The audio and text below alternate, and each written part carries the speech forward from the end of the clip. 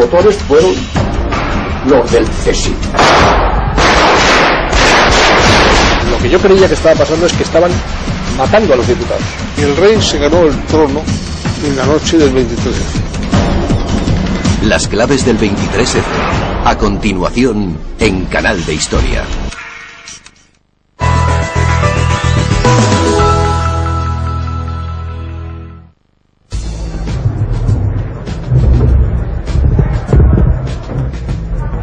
¡Quieto todo el mundo!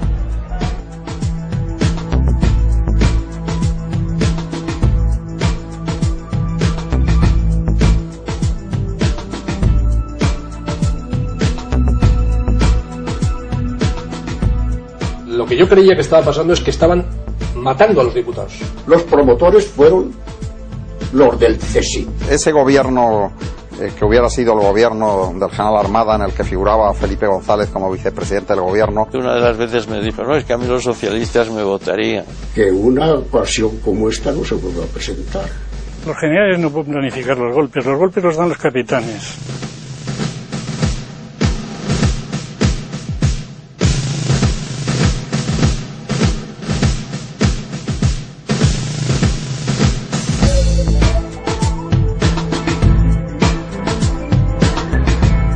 Apenas 24 horas antes, se ha producido un intento de golpe de Estado contra la legalidad democrática y la Constitución, al interrumpir el teniente coronel Tejero, con fuerzas de la Guardia Civil, la votación de investidura del candidato de UCD, Leopoldo Calvo Sotelo. El ejército en su conjunto no mostró su rebeldía nunca.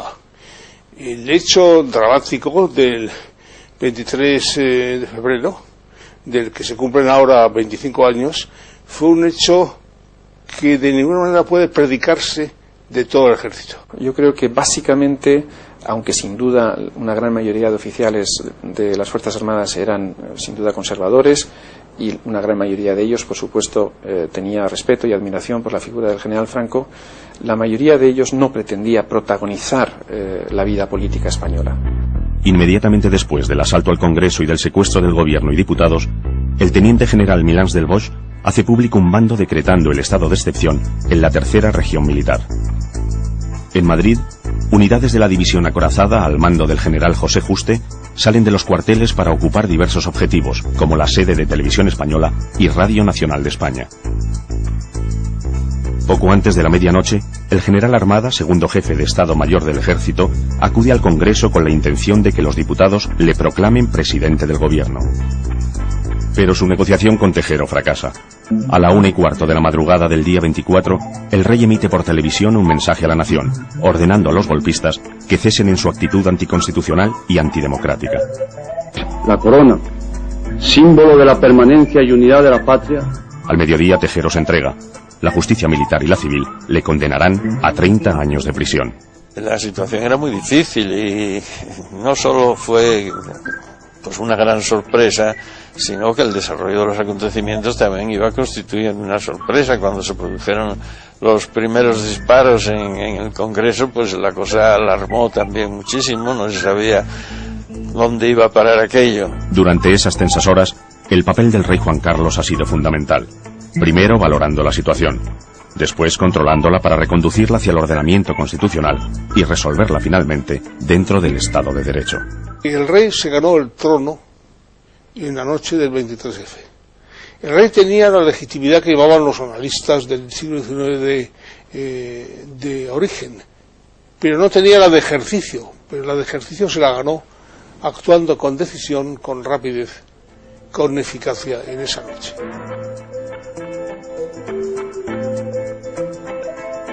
En plena etapa del consenso, uno de los momentos más delicados para la naciente democracia española es la legalización del Partido Comunista el 9 de abril de 1977, por la forma como se hizo. Pasará a la historia como el Sábado Santo Rojo. Una de las decisiones más importantes de Adolfo Suárez fue la legalización del Partido Comunista. Entonces a Adolfo Suárez le pareció bien, reunió a los capitanes generales y a los almirantes de departamentos marítimos y tuvo una reunión que si en principio los que asistieron a ella iban con cierta prevención de qué nos va a decir este chico, cómo, qué cambios va a introducir. La verdad es que estuvo habilísimo Adolfo, porque eso lo hacía muy bien, y los convenció a todos, salieron entusiasmados y dispuestos a colaborar con esa transición que iniciaba Suárez. Pero a través de esa reunión les hizo una promesa muy firme, diciendo: se van a reconocer los partidos políticos, pero no al Partido Comunista. Yo no me oponía, por supuesto, a la legalización del Partido Comunista. Creía que no habría elecciones democráticas auténticas si no estaban todos los partidos políticos. Pero una vez que el Tribunal Supremo se inhibió a la hora de resolver el problema del Partido Comunista, la forma en que Adolfo tomó la decisión de legalizar el Partido Comunista, un poco por las bravas, a mi juicio no era la correcta.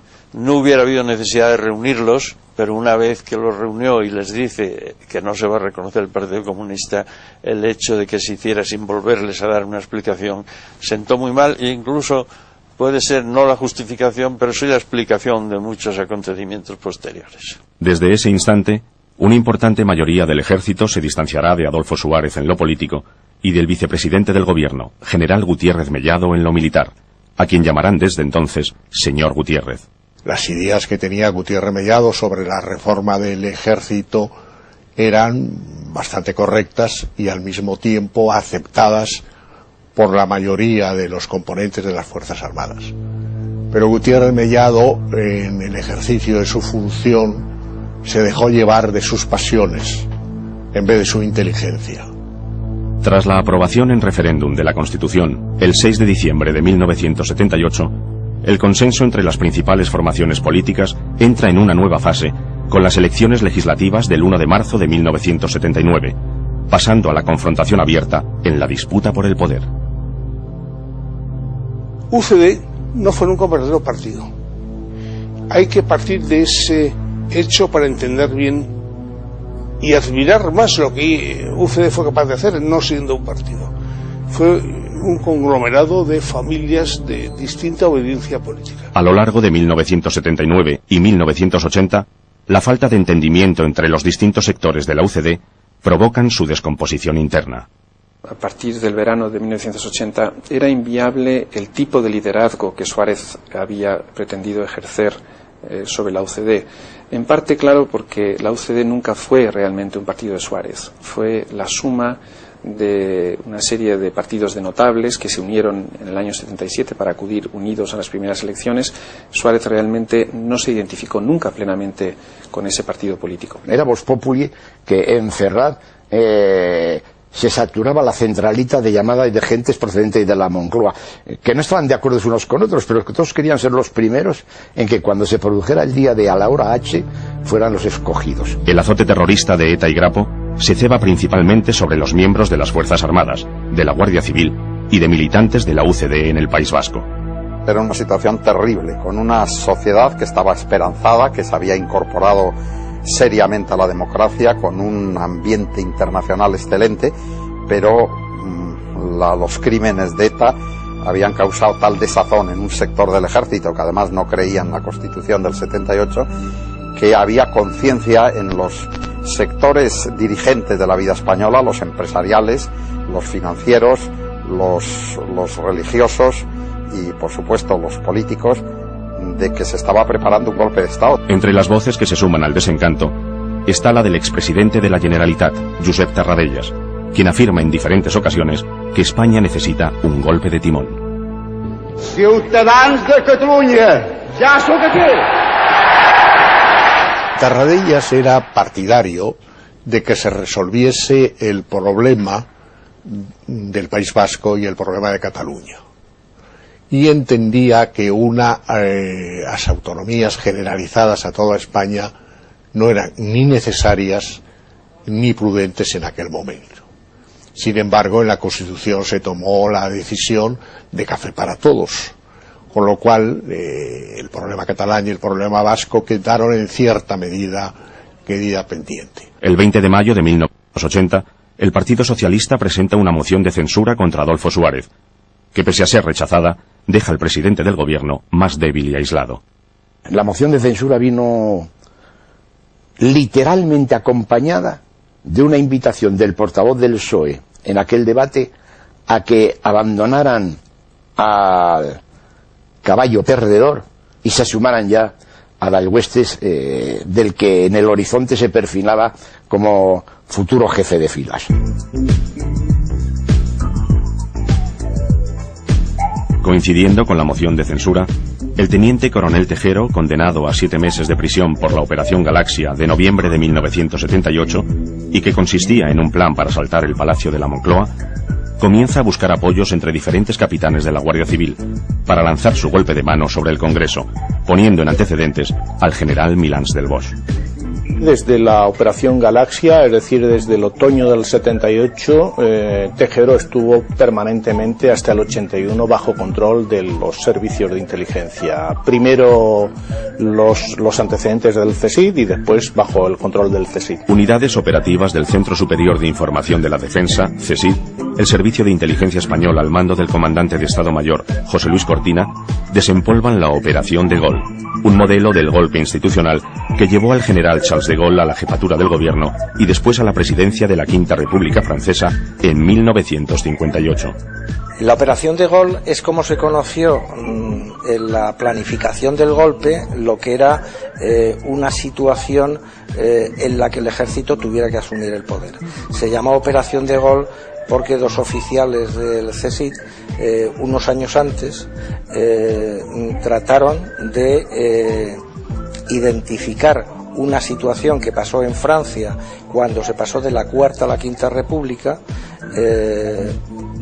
hacer algo similar en España si era necesario. Eso es lo que se llamó la Operación de Gaulle, que yo no creo que estuviese nunca demasiado articulada. Es decir, a mí me parece que en esa época, yo por lo menos a las comidas o a las cenas que asistía, estaba todavía más en el terreno de la especulación que en el terreno de la concreción. Lo que había claro es, hay la amenaza de un golpe de Estado y hay que encontrar una fórmula constitucional para evitar que se consuma ese golpe de Estado. La figura del general Alfonso Armada Comín, gobernador militar de Lérida, expreceptor del príncipe Juan Carlos y secretario de la Casa del Rey hasta octubre de 1977, comienza a cobrar cierto protagonismo. ¿Por qué eligen al general Armada? Yo creo que ahí hay una campaña de propaganda hacia el propio general, de promocionar al general Armada, el que viene por parte de Cortina e incluso por parte del entonces coronel San Martín, Ignacio San Martín. Los dos en sus campos están trabajando en esa idea de llevar a Armada al gobierno. La solución Armada yo creo que satisfacía desde luego a ciertos sectores conservadores de la sociedad que tenían miedo o que no estaban contentos con lo que estaba sucediendo, fundamentalmente en el ámbito del desarrollo del Estado de las Autonomías y todo lo que concernía a la unidad de España. Hay un episodio muy conocido como la comida de Lérida, en el cual gentes del Partido Socialista relevantes se reunieron con Armada en casa de un socialista alcalde de Lérida, Ciurana, y allí se habló de la posibilidad de una moción de censura en la que se propusiera a un candidato que no fuera de ningún partido. Y cuando Armada sugería un presidente propuesto en la moción de censura que no fuera de los partidos, un socialista que estaba allí dijo: ¿y por qué no tú, general? Fuimos requeridos por algún miembro del gobierno para manifestar nuestra opinión acerca de qué opinaría Izquierda Socialista sobre un posible gobierno de coalición a la caída que se daba, por supuesto, del gobierno del señor Suárez, incluso con participación de militares. Los rumores que desde finales del verano de 1980 circulan sobre un golpe de fuerza hace que a mediados de noviembre el CSID elabore un documento confidencial y reservado conocido como Panorámica de las Operaciones en Marcha, en el que expone las distintas iniciativas civiles y militares que presuntamente se están desarrollando, poniendo especial énfasis en la operación mixta cívico-militar, un gobierno de concentración con un general a su frente. Lo que se llamó la Operación de Gaulle como fórmula constitucional para evitar el golpe de Estado era una operación inteligente, puesto que de alguna manera se sumaba al frente del gobierno a un militar, como ocurrió en 1958 en Francia. Y yo creo que ahí pudo haber algunos sectores del Partido Socialista que estaban de acuerdo, y también sectores del Partido Popular, de algunos de los varones del Partido Popular. Un servicio especial de agentes del CSID, el SEA, alquila un piso a escasos 300 metros del Congreso de los Diputados, al tiempo que otros agentes pertenecientes también a la Agrupación Operativa de Misiones Especiales, AOME, que dirige el comandante José Luis Cortina, controlan todos los pasos y reuniones de Tejero. El teniente coronel Tejero, desde la Operación Galaxia, era objetivo de la unidad de involución y estaba vigilado. Pero no solo vigilado como normalmente hacen los servicios, de tener esporádicos seguimientos, etcétera, ¿no? Sino que un capitán de la unidad, que era Vicente Gómez Iglesias, era una persona totalmente próxima al teniente coronel Tejero, y lo que pensaba el teniente coronel Tejero, el capitán Gómez Iglesias lo conocía, lo sabía y se lo transmitía al comandante Cortina. La Agrupación Operativa de Misiones Especiales, la AOME del CSID, crea la sección especial de agente para resolver con esta unidad, que era muy pequeñita, resolver aquellas situaciones que entrañaran un riesgo, una posibilidad de que se desbordara la situación en cualquier momento. Los generales Milans y Armada se reúnen varias veces en la Capitanía de Valencia para hablar de la situación política, del malestar en el ejército y de la manera de resolver la crisis mediante un golpe. En la reunión del 10 de enero de 1981, concretan el plan y acuerdan reunirse el domingo 18 de enero en Madrid para estudiar todos los detalles de la primera parte de la operación: el asalto de Tejero al Congreso y su reconducción posterior hacia un gobierno de concentración presidido por el general Armada.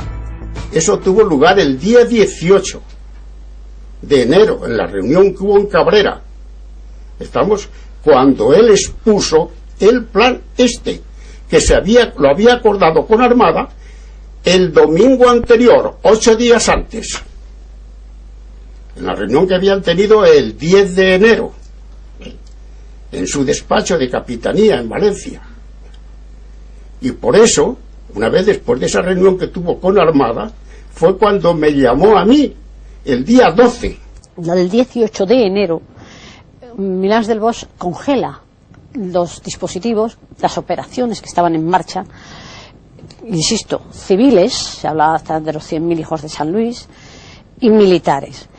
Y da una explicación, les dice que el día 10 ha estado en Valencia, en Valencia ha estado con las reuniones de Interflora, o ese es el pretexto, y en un notario para la venta de un piso, el general Armada.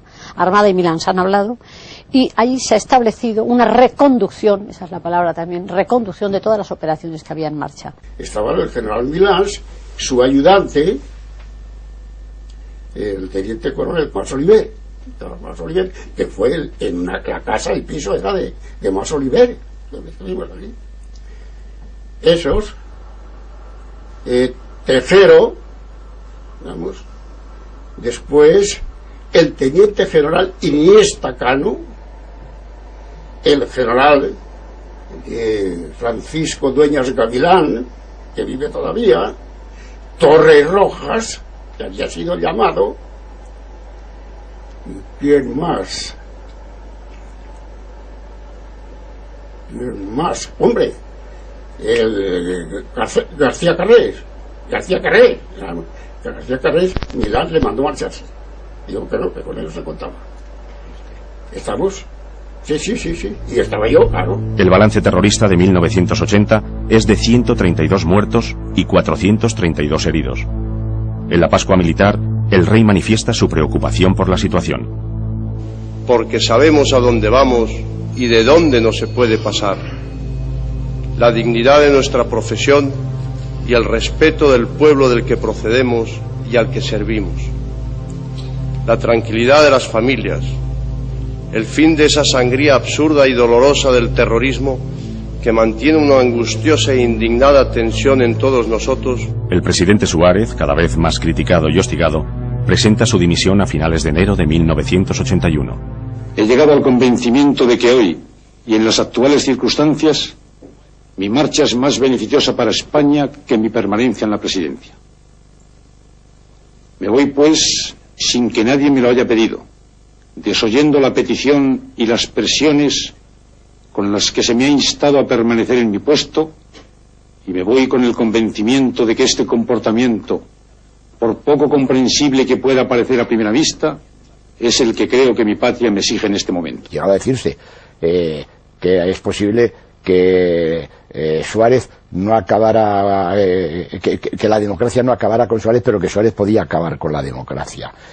Por lo tanto, se estaba haciendo un discurso alarmista con la evidente intención de crear un vacío de poder que hiciera orientar la mirada, lógicamente, a lo que era la alternativa pues más poderosa en aquel momento. Armada es nombrado segundo jefe de Estado Mayor del Ejército y regresa a Madrid.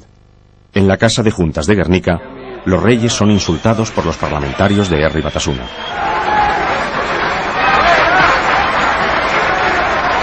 El servicio de orden, por favor, que retiren a los señores que no cumplen el reglamento. El segundo congreso de la UCD, reunido en Palma de Mallorca, designa a Leopoldo Calvo Sotelo candidato a la presidencia del gobierno. Alguno, y yo me atrevo a presumir que yo el que más ardientemente le sugirió que no se fuera en aquel momento, que no se fuera así. Me acuerdo que le dije, utilizando una imagen que había utilizado alguna otra vez para hablar de UCD, que él era el clavillo del abanico. UCD era como un abanico, una serie de varillas. La unidad estaba en el clavillo, que si el clavillo desaparecía, las varillas se iban a dispersar. A mediados del mes de febrero, miembros de la Agrupación Operativa de Misiones Especiales del CSID reciben instrucciones de activar el golpe de mano del teniente coronel Tejero sobre el Congreso, para que después se ofrezca la solución del gobierno Armada. El promotor de la reactivación no fue Milans del Bosch, ¿no? Los promotores fueron los del CSID. Y para mí que fueron los del CSID. Y Armada. Todos los movimientos que hicieron los miembros de las Fuerzas Armadas que luego estuvieron involucrados en el 23F, prácticamente todo se sabía. Parece que quien activa el golpe a mediados de febrero, en torno al 19 de febrero de 1981, es el general Armada, es el comandante Cortina del CSID, de Estado Mayor, y es el teniente coronel Tejero de la Guardia Civil. Días antes del 23F, el comandante Cortina estuvo muy activo, porque lo dice además él mismo, y tiene entrevistas con el embajador americano, con el nuncio de su santidad y con el responsable de la CIA en Madrid, pero eso era relativamente habitual.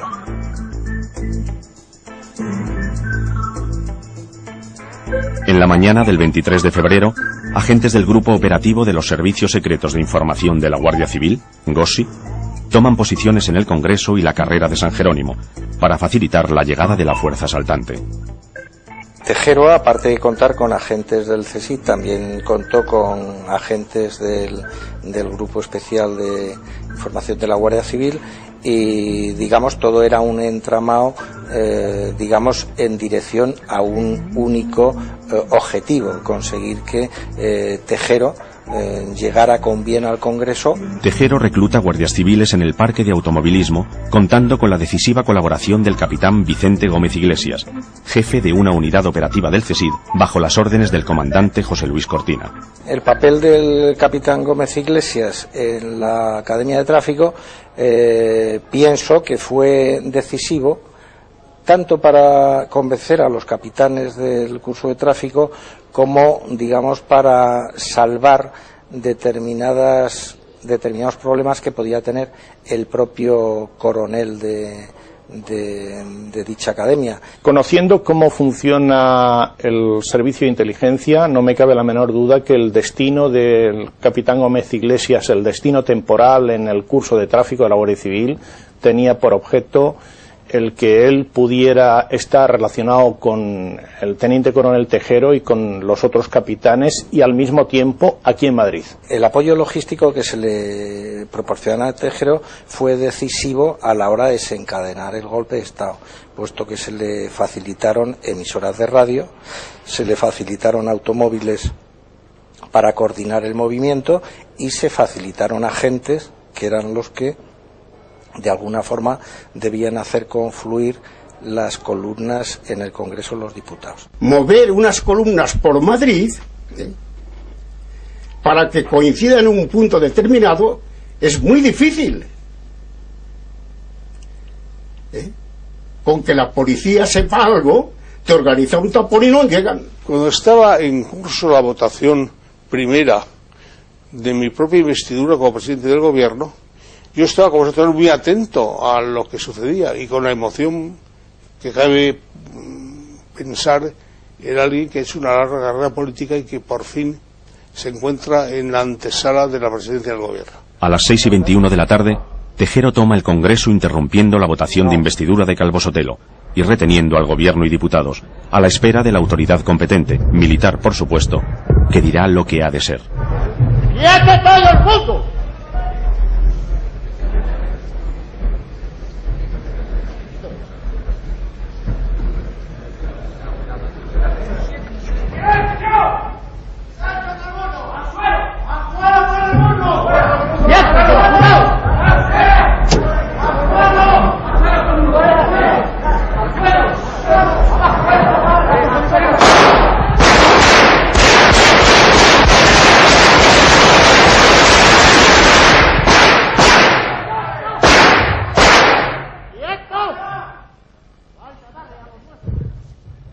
Yo no veía, de tal como estaba en la presidencia, que había una especie de barandilla que me dificultaba la visión de los diputados. Yo no veía exactamente lo que estaba pasando en el hemiciclo. Yo estaba un poco detrás, junto con otros letrados, y lo que empecé a escuchar es el tableteo de la ametralladora,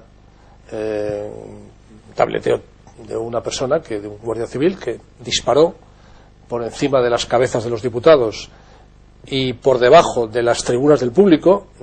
Yo todavía no entiendo cómo no mató a muchas personas. Fue milagroso que no matase a muchas personas. Y en ese momento mi sensación, lo que yo creía que estaba pasando, es que estaban matando a los diputados. O sea, que ese tableteo de la ametralladora es que estaban asesinando a los diputados. Las reacciones que hubo en la unidad el 23 de febrero, recién sucedió el golpe, fue predominantemente de exaltación, alegría, y después, de forma curiosa, aparecieron rápidamente una serie de viandas y bebidas para enfrentar la noche, que indudablemente tenía que haberse comprado por la mañana. La reacción cuando en Zarzuela nos enteramos de lo que estaba ocurriendo en el Congreso, o no de lo que estaba ocurriendo, de lo que pasaba, pero no de los motivos ni de quiénes eran. Se sabía porque estábamos oyendo la transmisión, por lo menos yo tenía puesta la radio y estaba oyendo cómo se desarrollaba la votación del nuevo presidente. Pues una gran sorpresa. Entonces me llamó el rey, subí al despacho del rey, empezamos a hacer gestiones y hubo un momento en que a mí me dieron el número del teléfono en que se podía hablar con Tejero, y yo llamé a Tejero y hablé con él preguntándole, pero ¿qué es lo que está pasando? ¿Qué haces ahí? Además vas en nombre del rey, porque él entró diciendo en nombre del rey, tú no vas en nombre del rey. Entonces él se puso así ya un poco inquieto y la verdad es que dijo, yo no obedezco más órdenes que de el general Milán del Bosch, y me colgó el teléfono. Milans dicta un bando en la Capitanía General de Valencia y en la acorazada comienzan a salir las unidades para ocupar Madrid según la Operación Diana. Capitanía General de la Tercera Región Militar, excelentísimo don Jaime Milán del Bosch y Usía, Teniente General del Ejército y Capitán General de la Tercera Región Militar, hago saber. Quedan prohibidas todas las actividades públicas y privadas de todos los partidos políticos. Se establece el toque de queda desde las 21 a las 7 horas. Una vez planificada la operación de Gol, la ejecución del golpe se produce como una operación de golpe de mano, de manual, es decir, dividida en diferentes fases. Entonces, lo que se piensa es que lo que tiene que haber para producirse una situación límite, que en Francia es Argelia y en España es inexistente, hay que crearla. Y entonces los golpistas llaman a este fenómeno el SAM, que es el supuesto anticonstitucional máximo. Es decir, una fuerza que genere una situación anticonstitucional máxima. Entonces idean que no hay cosa más anticonstitucional y más máxima que secuestrar al gobierno y al Parlamento. Y entonces ese es el desencadenante, ese va a ser el desencadenante de todo el golpe de Estado. Y el que está encargado de desencadenar esa primera fase, de llevarla a término, es precisamente el teniente coronel Tejero. Oye, la corazada está ocupando televisión. La acorazada está ocupando televisión. Y que lo digo yo con toda seguridad. ¿De acuerdo? ¿Qué cojones? No os dejéis engañar. ¿Qué coño va a No renunciéis, que es España. De acuerdo que es España, coño. ¡Viva España, coño! ¡Viva España! ¡Viva! En la Zarzuela se empieza a hacer una valoración del alcance de la situación y se logra que las unidades de la corazada regresen a sus cuarteles. Sabino Fernández Campo, secretario de la Casa del Rey, impide al general Armada llegar a la Zarzuela y el golpe entra en un impasse de espera. No va a ocurrir nada, pero vamos a esperar un momento a que venga la autoridad militar competente para disponer lo que tenga que ser y lo que él mismo diga a todos nosotros. O sea, estén tranquilos y la autoridad que hay competente, militar por supuesto, será la que determine qué es lo que va a ocurrir. No había una conciencia clara, por lo menos en lo que a mí se refiere, al contestar al general Juste de que con eso se estaba cortando o por lo menos dificultando el desarrollo del golpe de Estado, sino que era una realidad. Al preguntar, ¿está armada? No. ¿Le esperáis? No. Pero eso ya me hizo sospechar y por eso subí a ver al rey. Y el rey estaba precisamente hablando con Armada, que quizá en aquel momento una vez más estaba insistiendo en trasladarse a Zarzuela, y yo le indiqué que no convenía, porque ya le conté la conversación con Juste, que algo nos abría los ojos en cuanto a ese interés por su presencia allí. Sobre las 11 de la noche, Armada sale autorizado por el jefe de Estado Mayor del Ejército, general Gabeiras, y mandos de las Fuerzas Armadas, a entrevistarse con Tejero y ofrecerse a los diputados para presidir un gobierno de concentración. Cuando Armada va al Congreso, lo hace con el permiso y la anuencia del teniente general Gabeiras, el jefe, es el máximo jefe del ejército en esos momentos.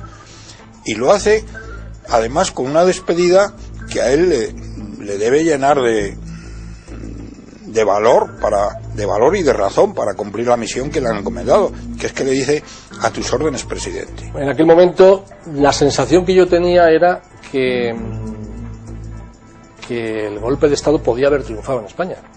Estábamos aislados del mundo, allí no sabíamos nada, salvo las cosas que decía Tejero de vez en cuando, que entraba en el hemiciclo, pegaba un par de gritos y decían: guardias, se nos han sumado la Capitanía General de Sevilla, la de no sé qué, la de no sé cuántos. Decía cosas que luego se vio que eran mentiras. El general Sabino Fernández Campo no ha conseguido convencer al general Alfonso Armada para que desista de ir al Congreso a negociar con Tejero, instándole a que en ningún caso utilice el nombre del rey. A través de las conversaciones con el rey, pues Armada, que consideraba, o por lo menos transmitía, que la situación era mucho más delicada de lo que en Zarzuela podíamos pensar, y que, como he dicho antes, que en el Congreso se podía producir un verdadero baño de sangre, decía, pues que él se ofrecía, sacrificándose decididamente por España y por la situación y por el ejército, aunque sabía que no tenía capacidad para ello, pero que ese sacrificio suponía el trasladarse al Congreso y ofrecerse como presidente del gobierno. Esto se lo estaba diciendo al rey, pero el rey me pasó a mí el teléfono. Entonces me lo repitió a mí, Alfonso Armada, me dijo que para solucionar la situación, que era más grave de lo que podíamos pensar, él se trasladaría y se ofrecería como presidente de un gobierno de una amplia concentración, donde estaría la derecha, la izquierda y él como neutral presidiéndolo. Entonces él decía: me traslado en nombre del rey. Y claro, eso era delicado. Yo recuerdo que le dije, después de hablar con el rey, que en nombre del rey no, que si lo hacía fuera por su propia iniciativa, y puesto que era segundo jefe de Estado Mayor, pues se trasladara como tal a solucionar la solución si era tan grave como él tenía noticia de que era, pero no en nombre del rey, sino por iniciativa propia. Y además yo sí le dije, pero Alfonso, date cuenta de que las votaciones que te puedan hacer en el Congreso para erigirte en presidente y nombrar un gobierno de concentración, qué mérito o qué valor pueden tener cuando están sometidos a las amenazas de unos señores de la Guardia Civil que han invadido el Congreso, esos votos. Entonces sí, una de las veces me dijo, no, es que a mí los socialistas me votarían.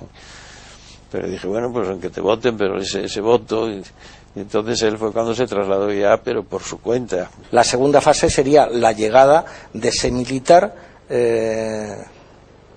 con prestigio entre la clase política y con prestigio entre las Fuerzas Armadas, que se ofrecería para, digamos, salvar la situación. Entonces, digamos que el golpe de Estado tiene lugar con la entrada de Tejero en el Parlamento. Termina esa primera fase y cuando se va a iniciar la segunda fase, que es la entrada del general Armada en el hemiciclo, es cuando el propio Tejero aborta el golpe al sentirse engañado por el general Armada.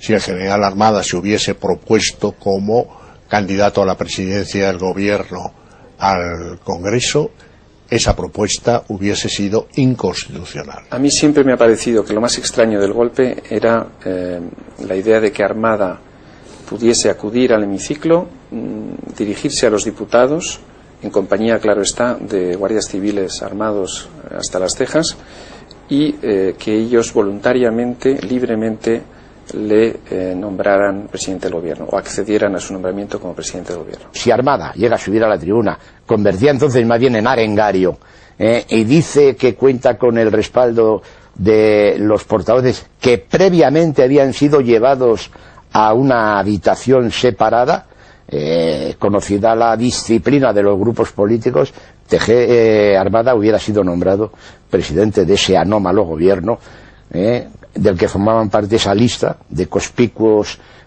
ciudadanos que él llevaba apuntados en un papel y que guardaba en un bolsillo de la guerrera. Había miembros de ese posible gobierno que Armada había puesto en su lista y que no eran miembros del Parlamento, no tenían por qué serlo necesariamente. Entre ellos, por ejemplo, aparecen Luis María Anson, Garrigues Walker, sin inicial, tendría que ser Antonio, Joaquín ya había muerto. Aparece también Saavedra Palmeiro, el general, Sáenz de Santa María y Carlos Ferro Salat, que era un empresario. Ese gobierno que hubiera sido el gobierno del general Armada, en el que figuraba Felipe González como vicepresidente del gobierno, socialistas destacados, comunistas destacados, y en el que había algunas personas que no estábamos en los partidos políticos, como puede ser en mi caso, a mí nunca me habló nadie de ese gobierno, nunca, en absoluto. Y algunas de las personas que figuraron ahí, al que yo les pregunté en su momento, como es el caso de Ramón Tamames, también me dijeron jamás nos hablaron de este asunto. Yo creo que la consecuencia política del golpe no hubiera sido tal vez totalmente tremenda, no hubiera querido decir una inversión total del proceso de democratización, pero inevitablemente, si el golpe hubiera tenido éxito, se habría formado un gobierno más derechista, un gobierno probablemente de coalición, dirigido por el general Armada, pero naturalmente con un todo de más disciplina política, con entonces una orientación más derechista, que iba entonces a congelar algunos aspectos de los cambios políticos en ese momento. Yo creo que había una expectativa, pero en fin, una falta de coordinación, y que luego al hablar el rey con cada uno de los capitanes generales, adoptando una postura muy firme desde el primer momento, pues que estaban tranquilos, esperando solo las decisiones del rey. La corona, símbolo de la permanencia y unidad de la patria, no puede tolerar en forma alguna acciones o actitudes de personas que pretendan interrumpir por la fuerza el proceso democrático que la Constitución votada por el pueblo español determinó en su día a través de referéndum. Todos los capitanes generales y todos los altos mandos del ejército estuvieron en todo momento a las órdenes de Su Majestad el Rey. Por ejemplo, incluso el propio coautor del golpe, o autor principal de la acción o del golpe de Estado, el general Milans, en todo momento estuvo a las órdenes del rey, incluso hablando con él varias veces, siempre.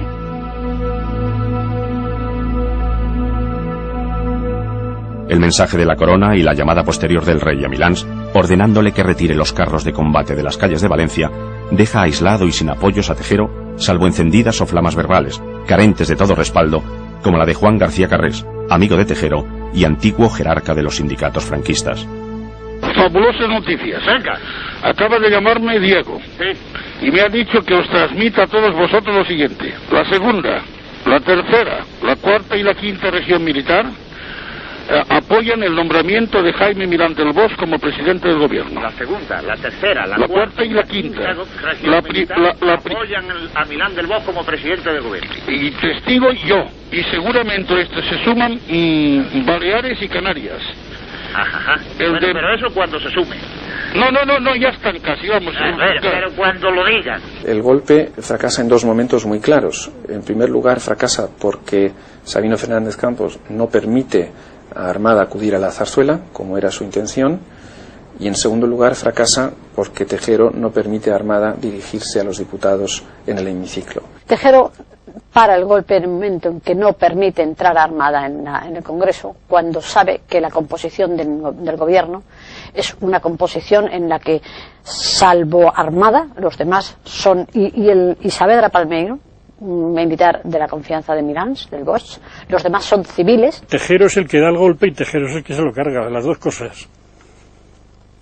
Y el que consolida la democracia, porque a partir de ese momento en el Parlamento se anduvieron con mucho cuidado de no estar siempre a la greña y tratar de efectivamente de gobernar el país de una manera lógica en un Parlamento. Cuando Tejero se da cuenta de que en el fondo es un mero instrumento, se rebela contra los dos militares de altísima graduación que le habían involucrado en la intentona, Milans y Armada. Es decir, que en el caso de Tejero se puede hablar incluso de un golpe dentro del golpe, o de una rebelión dentro de la rebelión general que representaba el propio golpe. Los generales no pueden planificar los golpes los dan los capitanes.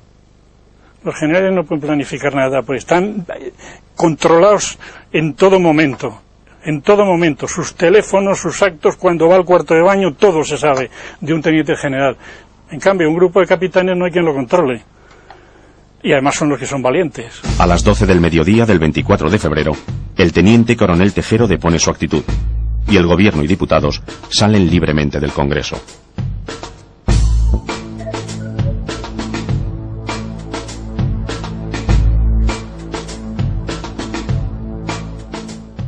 El golpe fracasa y en el CSIC todo el mundo se preguntaba que qué había pasado dentro del CSIC, porque algo se olía a la gente.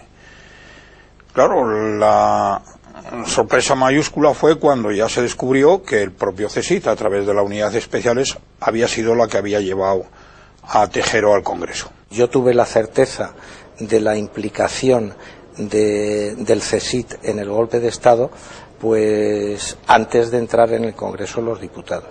Es claro que la actuación del Centro Superior de Información de la Defensa y singularmente del entonces jefe del CSIC, es decir, el número 2, Javier Calderón, del jefe de su unidad especial, es decir, el comandante José Luis Cortina Prieto, y de su segundo, el entonces primero capitán y después comandante García Almenta, pues resultaba una acción decisiva, junto con la del capitán de la Guardia Civil Vicente Gómez Iglesias, pues resultaba una actuación decisiva para el buen éxito del golpe de Estado, junto con otros miembros que naturalmente del CSIC nunca han aparecido después. La actitud del teniente coronel Javier Calderón en aquel momento fue de encubrir a las personas que habían dado o participado en el golpe de Estado, puesto que él digamos lideró una operación de silencio de que aceptáramos el silencio las personas que queríamos que se abriera una investigación. A raíz de la intervención de la Unidad Especial del CSIC en el asalto al Congreso, la idea que había era había que tapar todo lo que había ocurrido en el 23F y solo que hubiera muy pocos responsables. Pero esa era una política no solo en el CSIC, sino también en las Fuerzas Armadas. Con esa disculpa, desde la Secretaría del CSIC y desde la propia unidad del CSIC se inventó el hacer un informe que justificara de alguna manera la intervención del CSIC en el 23F por una mera casualidad de justaposición de operaciones que estaban allí por casualidad. Y se hizo un informe en el cual había declaraciones de miembros de la unidad, de otros oficiales del CSIC, en el cual justificaban eso. El informe Jóvenes se abrió unos 35 días después del golpe de Estado, cuando el mando se convenció de que unos oficiales y un suboficial no estaban dispuestos a mantener silencio. Es decir, era un informe, el informe Jóvenes, en el que se intentaba articular una situación que de manera natural pudiera impedir a nadie llegar a la conclusión de que estas personas o estos cargos o estas unidades habían participado en el golpe de Estado del 23 de febrero. La conclusión de Jóvenes es una conclusión que Cortina en su declaración le había dicho que debía llegar, que era el que el CSIC no había tenido nada que ver en los hechos del 23F. Ese propio informe, analizado y en profundidad, era la propia prueba de la participación de la unidad.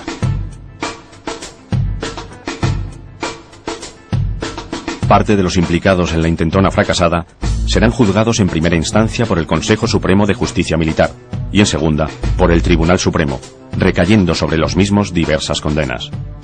El gobierno que yo presidía se propuso que cayera todo el peso de la ley sobre aquellos 32. Y así cayó.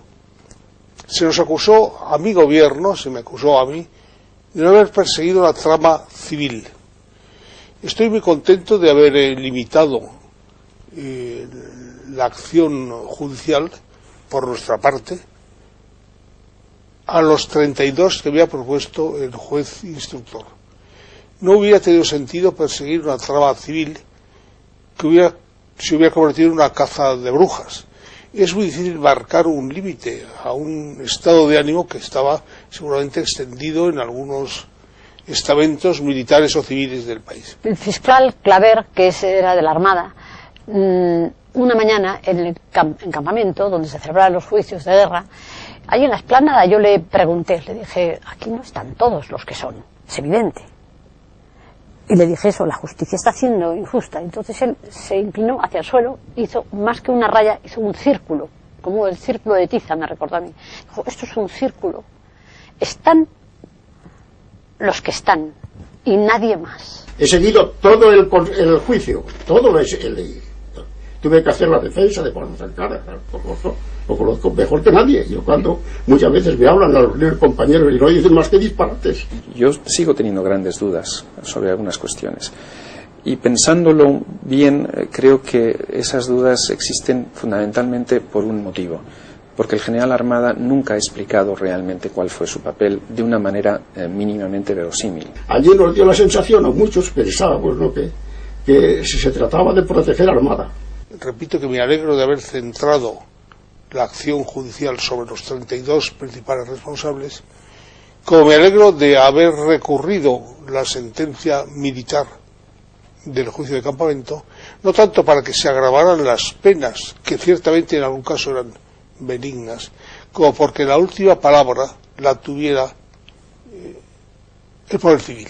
En cuanto a la cuestión de las consecuencias prácticas del golpe, a corto plazo, entonces, creó una situación algo más conservadora, de más disciplina. Pero a largo plazo, consecuencia de que el intento de golpe fracasó, quería decir entonces una mayor consolidación del sistema democrático. Yo creo que 25 años después ya no tenemos que mirar al pasado. Ya podemos mirar solo hacia el futuro. Para mí el 23F tiene mucho de rompecabezas y tengo muchas piezas de ese rompecabezas, pero me faltan algunas. Y como me faltan algunas, pues la verdad es que no sé si conviene seguir buscando la verdad o cuando han pasado ya 25 años quedarme tranquilo, porque si mirar hacia atrás, parece mentira que hayan pasado 25 años, mirando hacia adelante es tampoco lo que me queda. Voy a cumplir 88 y por lo tanto soy muy consciente de que ya no me merece la pena buscar esas piezas que podían conducir a una verdad que creo discutible siempre, porque la verdad muchas veces